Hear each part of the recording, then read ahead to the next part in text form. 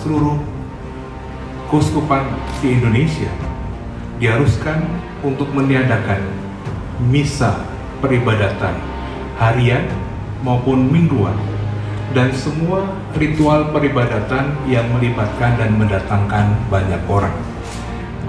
Memperpanjang kebijakan pembatalan atau peniadaan semua kegiatan keagamaan atau gerejanya yang menghimpun umat sampai hari Jumat 29 Mei 2020.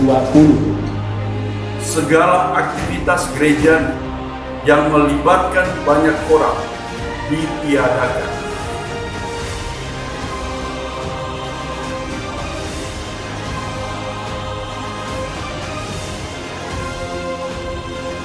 Pertemuan-pertemuan di KBG, di wilayah latihan-latihan KOR, sekali lagi hendaknya ditiadakan dulu.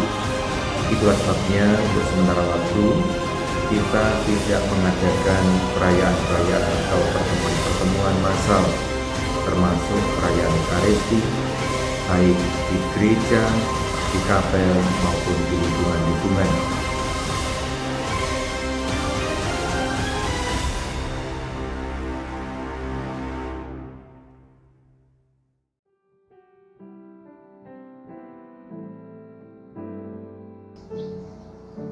Saudara dan saudari yang terkasih, selamat Hari Kamis Putih.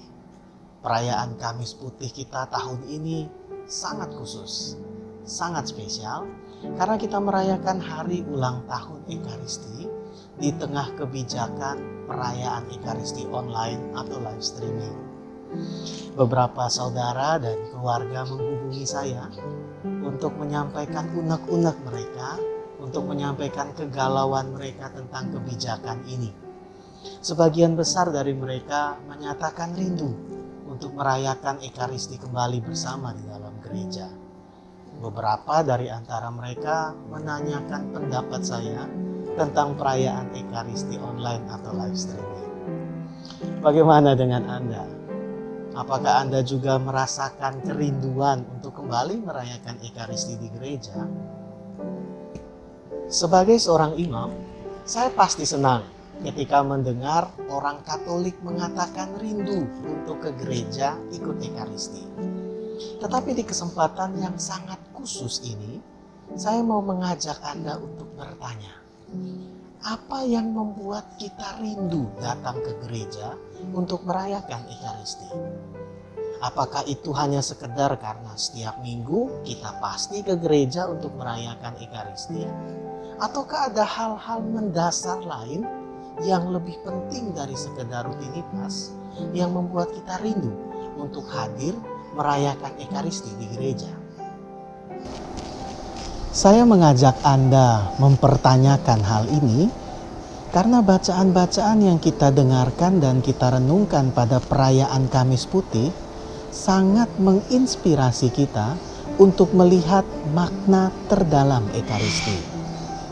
Mudah-mudahan ketika kita merindukan perayaan Ekaristi di gereja, kerinduan itu bukan semata-mata karena kita rindu rutinitas mingguan kita, tetapi karena kita merindukan makna terdalam perayaan Ekaristi. Apa saja makna terdalam perayaan Ekaristi? Makna Ekaristi yang pertama bisa kita renungkan dari bacaan pertama hari ini, dari kitab Keluaran. Dalam kitab Keluaran dikisahkan tentang sejarah Paskah Yahudi. Saya yakin Anda semua tahu bahwa jauh sebelum adanya Paskah Katolik yang sebentar lagi mau kita rayakan, sudah lebih dahulu ada Paskah Yahudi. Ada beberapa kemiripan makna antara Paskah Yahudi dan Paskah Katolik. Namun pada kesempatan ini saya hanya akan mengatakan satu dari antaranya, yakni bahwa Paskah Yahudi maupun Paskah Katolik sama-sama mengenangkan Allah yang membebaskan. Dalam Paskah Yahudi, orang-orang Yahudi mengenangkan bagaimana Allah membebaskan mereka dari bangsa Mesir. Dan dalam Paskah Katolik, kita mengenangkan bagaimana Allah membebaskan kita dari dosa. Tentang Paskah Yahudi dikatakan, sebab pada malam ini aku akan menjelajahi negeri Mesir dan membunuh semua anak sulung, baik anak sulung manusia maupun anak sulung hewan, dan semua dewata Mesir akan kujatuhi hukuman. Akulah Tuhan. Inilah yang dirayakan oleh bangsa Yahudi dalam perayaan Paskah mereka, yakni mereka mengenangkan bagaimana Allah membebaskan mereka dari bangsa Mesir. Menarik untuk melihat kapan peristiwa Paskah itu terjadi. Kapan Allah memusnahkan bangsa Mesir. Dikatakan begini, apabila aku melihat darah itu, yakni darah anak domba yang dioleskan pada kedua tiang pintu dan pada ambang atas rumah tempat orang-orang makan anak domba itu, maka aku akan melewati rumah itu, sebab darah itu menjadi tanda bagimu pada rumah-rumah tempat kamu tinggal. Apabila aku melihat darah itu, maka aku akan melewati kamu. Allah memusnahkan bangsa Mesir ketika orang Israel duduk makan daging anak domba. Para saudara dan saudari yang terkasih, itulah makna Ekaristi. Ketika kita duduk makan daging anak domba, Allah membebaskan kita. Ketika kita hadir merayakan Ekaristi, makan tubuh Kristus, anak domba yang sejati, ketika itu Allah membebaskan kita. Membebaskan kita dari apa? Membebaskan kita dari banyak hal. Dari kebencian kepada sesama, dari permusuhan dengan anggota keluarga kita, dari sikap ego yang mementingkan diri sendiri, dan dari berbagai kecenderungan kita yang lainnya kepada dosa. Makna Ekaristi yang terdalam adalah pembebasan. Ketika kita merayakan Ekaristi, kita terbebas dari berbagai kecenderungan jahat. Makna Ekaristi yang kedua bisa kita renungkan dari bacaan kedua. Surat pertama Rasul Paulus kepada jemaat di Korintus. Rasul Paulus mengajarkan kepada jemaat di Korintus tentang sejarah Ekaristi, yakni ketika Yesus mengadakan perjamuan terakhir dengan murid-muridnya. Ketika itu Yesus mengatakan, "Inilah tubuhku yang diserahkan bagimu. Inilah cawan perjanjian baru yang dimateraikan dalam darahku." Dalam perjamuan terakhir, Yesus menyerahkan dirinya, tubuh dan darahnya kepada murid-muridnya. Inilah pemberian diri yang total dari Putra Allah. Dan ketika murid-murid menerima tubuh dan darah Tuhan, ketika itu mereka dipersatukan secara penuh dengan Putra Allah.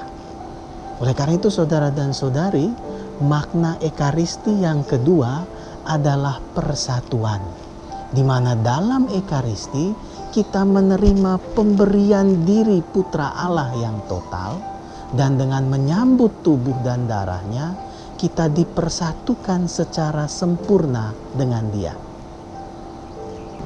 Makna Ekaristi yang ketiga bisa kita renungkan dari bacaan Injil hari ini, dari Injil Yohanes bab 13 ayat 1 sampai 15.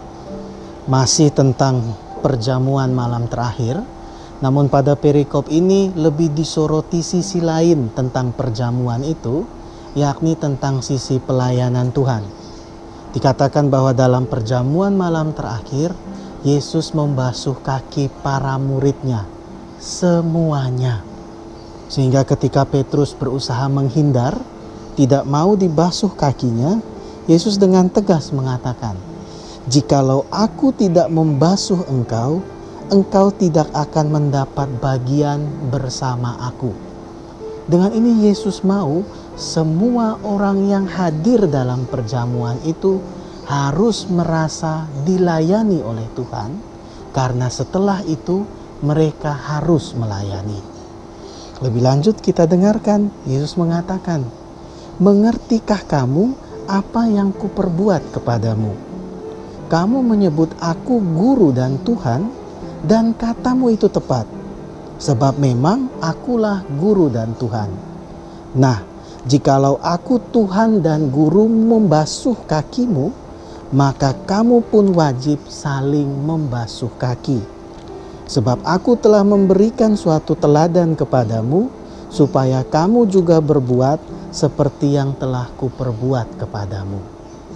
Yesus mau agar semua orang yang turut dalam perjamuannya merasa dilayani oleh Dia, supaya setelah itu mereka pun wajib melayani yang lain. Saudara dan saudari, itu makna Ekaristi yang ketiga. Ekaristi berarti pelayanan. Kita merasa dilayani oleh Tuhan, dan oleh karena itu kita pun harus melayani yang lain. Nah, saudara dan saudari yang terkasih, itulah 3 makna Ekaristi yang terdalam.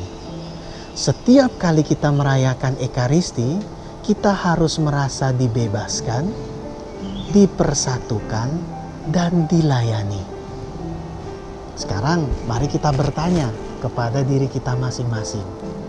Apakah sungguh setiap kali kita merayakan Ekaristi, kita merasakan dibebaskan? Dibebaskan dari kebencian, dibebaskan dari rasa dendam, dibebaskan dari sikap egois, dan dibebaskan dari berbagai kecenderungan lain kepada dosa, atau tidak? Kedua, apakah sungguh setiap kali merayakan Ekaristi, kita merasa dipersatukan dengan Tuhan?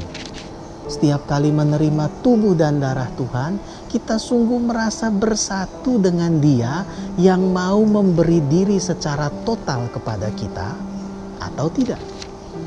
Dan yang ketiga, apakah setiap kali merayakan Ekaristi, kita sungguh merasa bahwa kita dilayani oleh Tuhan, dan dengan demikian setelah itu kita punya kewajiban untuk melayani orang lain, atau tidak? Saudara dan saudari yang terkasih, seperti yang saya katakan pada awal permenungan tadi, kalau kita merasa rindu akan perayaan Ekaristi di gereja, mudah-mudahan perasaan rindu itu bukan semata-mata karena kita merindukan aktivitas rutin mingguan kita. Tetapi mudah-mudahan kerinduan itu karena kita ingin mengalami hal hakiki dari Ekaristi. Mudah-mudahan kerinduan kita pada perayaan Ekaristi di gereja karena kita rindu untuk ingin kembali mengalami dibebaskan oleh Tuhan, dipersatukan oleh Tuhan, dan dilayani oleh Tuhan. Mudah-mudahan pada hari ulang tahun Ekaristi ini, ketika kita dianjurkan untuk merayakan Ekaristi secara live streaming, secara online, kita sungguh-sungguh merenungkan kembali makna terdalam Ekaristi. Sehingga setiap kali kita hendak merayakan Ekaristi, baik itu secara online maupun bersama-sama di gereja, kita sungguh-sungguh mempersiapkan diri kita agar Ekaristi yang kita rayakan sungguh membuat kita mengalami pembebasan, mengalami persatuan dengan Allah, dan mengalami pengalaman dilayani oleh Allah, dan dengan demikian kita pun sungguh-sungguh mau melayani orang lain. Semoga Tuhan memberkati kita.